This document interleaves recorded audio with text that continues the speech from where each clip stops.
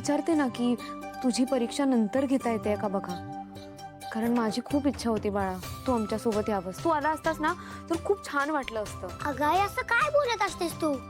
ती स्कॉलरशिपची परीक्षा असते ना, आणि ती नंतर देता येत नसते, हे तुला पण माहित असतं ना. आणि आई, तू तर मला सांगितलंस ना की जर या परीक्षेमध्ये मला स्कॉलरशिप मिळाली तर सरकार माझ्या शिक्षणाचा खर्च करत असते की ग, मग आपल्याला आजची मदत होणार असते ना गाई. स्मार्ट आहे तू. तुझं म्हणणं बरोबरच आहे रे बाळा, पण ना मला आणि ओवीला वाईट वाटत होतं तू येत नाहीयेस म्हणून. अगं आई, मी जरी तुमच्या सोबत येऊ शकलो नाही तरी मी टीव्हीवर तुझं गाणं बघेलच ना.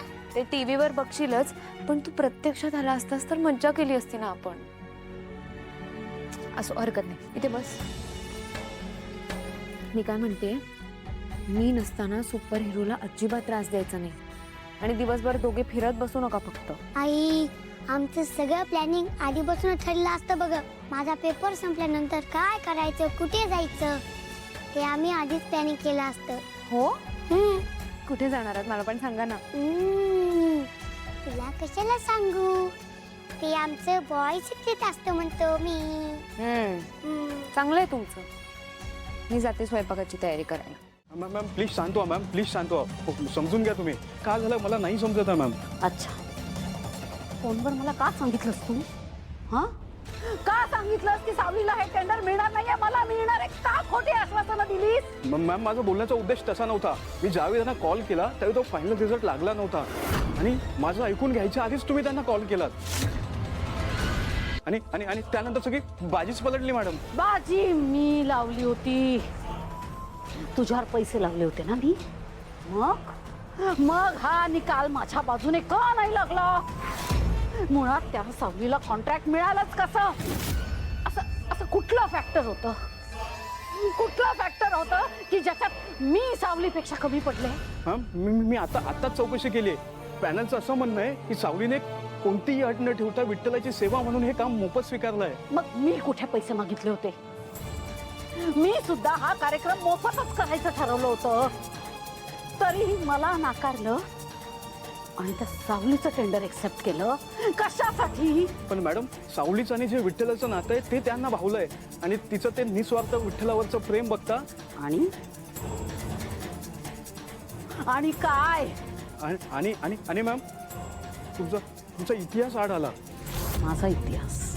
हो मॅम, पॅनलचं असं म्हणणं आहे तुम्ही जरी तिच्या गुरु असला तरी तिने तुम्हाला हरवलंय. शिवाय सावली जिवंत आहे हे आता सगळ्या लोकांना कळलंय. ती स्वतः जगासमोर आली आहे म्हणून तिची लोकप्रियता अजून वाढली आहे. म्हणूनच मॅडम तिला सुप्त माप देण्यात आलंय. झाला तेवढा अपमान पुढे झाला माझा. अजून काही ऐकवायचं आहे? हा, गेट आउट. आत्ताच्या आत्ता माझ्या नजरेसमोरून चालते व्हा. Leave, get out. No. Bye. काय ताई, कसलं एवढं विचार करताय, कसलं एवढं टेन्शन आहे? बाबा, मी ओवीला उद्या वारीला घेऊन जाते खरी, पण माझं मन धसत नाहीये. म्हणजे धाडसच होत नाहीये. इथे अबीरचं कसं सगळं मॅनेज होणार? एकतर माझी इच्छाच नाहीये त्याला एकट्याला सोडून जायची. नेमकी त्याची परीक्षा आली. मी त्याला म्हणते की मी टीचरशी बोलते, परीक्षा नंतर देता येते की नाही बघूया, पण तो ऐकायलाच तयार नाही. त्याचं असं म्हणणं आहे की त्याला आत्ताच परीक्षा द्यायची. साऊ, तुलाच फक्त अबीरची काळजी आहे, आम्हाला नाही आहे कोणाला. मी आहे ना इथे, आणि सारंग सुद्धा म्हटलंय की तोही अबीरची काळजी घेणार आहे. मग एवढी धाकधूक कशासाठी? बरोबर आहे तुमचं बाबा, पण तुम्ही एक गोष्ट लक्षात ठेवा प्लीज. तुम्ही कोणाचंच ऐकू नका. काही झालं तरी अबीरला त्या घरात पाठवायचं नाही, ही जबाबदारी तुमची. बरं, नको काळजी करू, नाही पाठवलं. बरं साऊ,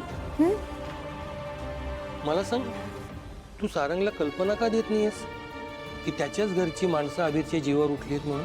त्यांना माहित नसलेलंच बरं आहे बाबा. अगं पण का साऊ? अगं त्यालाही कळू दे ना त्याच्या कुटुंबातली माणसं किती विकृत आहेत ते. कसं सांगू बाबा? तुम्हाला आठवतंय ना 8 वर्षांपूर्वीचं? मी सगळं खरं सांगायला गेले होते, त्यांनी विश्वास ठेवला का माझ्यावर? नाही ना. आणि आता तेच झालं तर? किती सामान भरलंय शेजात, एक दिवस तर जायचंय ना. ठेवी तिथे बॅग आधी. मी भरलंय, तूच बोलली होतीस नाही सगळं भरायला.